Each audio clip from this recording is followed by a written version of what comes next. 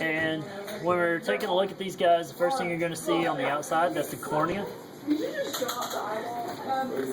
Hey guys, shh.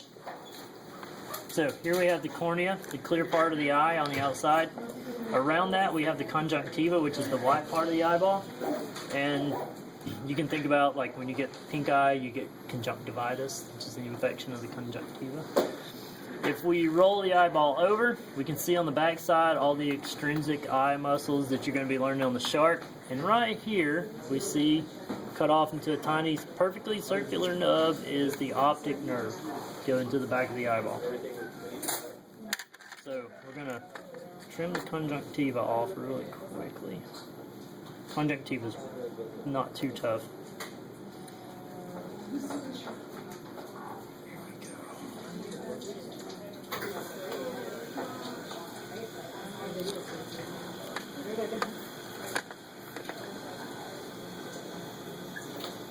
You'll see why I'm cutting this off in a second, because I'm going to have to split open the eyeball.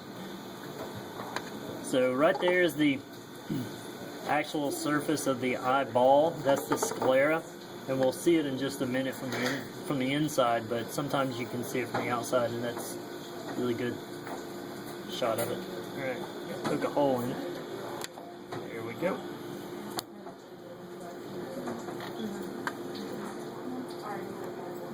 The one up there was squirting out of vinegar. Oh, there it goes. Here's your stuff.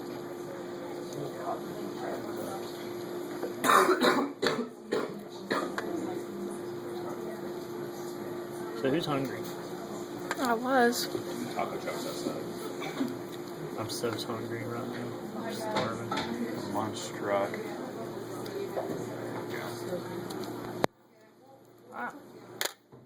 Alright, so let's put this part back in for a second. Alright, so when we open it up, what we see is the liquidy stuff. That's the vitreous humor.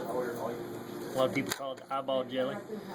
On top we see the lens, so that's actually what gets moved around and reshaped to focus the image onto the rest of the retina back there. We'll get to in a second. There are these string-like structures, the filament-like structures that go all around the lens. Those are the suspensory ligaments. They're actually what attach to the lens and cause it to change shape. If we set that aside for a second, which will flop out. If we look through the front of the eyeball, again we see the cornea up front. What's the opening that we look through? Pupil. The pupil. The pupil is formed by a sphincter muscle called the iris, and that's the colored part of our eyes. And the filaments that you see in here are they're called the ciliary bodies. The ciliary bodies, to me, they're more like an impression from the suspensory ligaments, but that's what they're called on that side. The space between the cornea and the iris, although it collapses when you don't have fluid in there, is going to be called the anterior chamber. And between the iris and the lens, that's the posterior chamber. And between the iris and the lens is a very, very tiny chamber. And then that brings us to the back side of the eye. So we've removed the vitreous humor. The whole area inside the eyeball is called the vitreous chamber.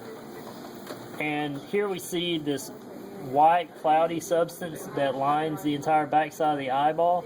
That's your retina. And notice how easily it is removed and moved around.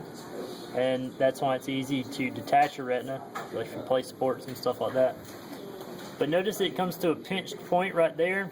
If we flip it over, we can see that that's where our optic nerve comes in. And that pinch point, you guys may know, is your blind spot. But if we remove the retina layer, there's a layer of colored tissue and black tissue underneath there. The whole tissue structure is called the choroid coat, and the colored layer right there is the tapetum lucidum, and that's responsible for the eye shine. So from red eye, if you're taking photographs, or dogs, cats, deer at night when you shine them with your headlights.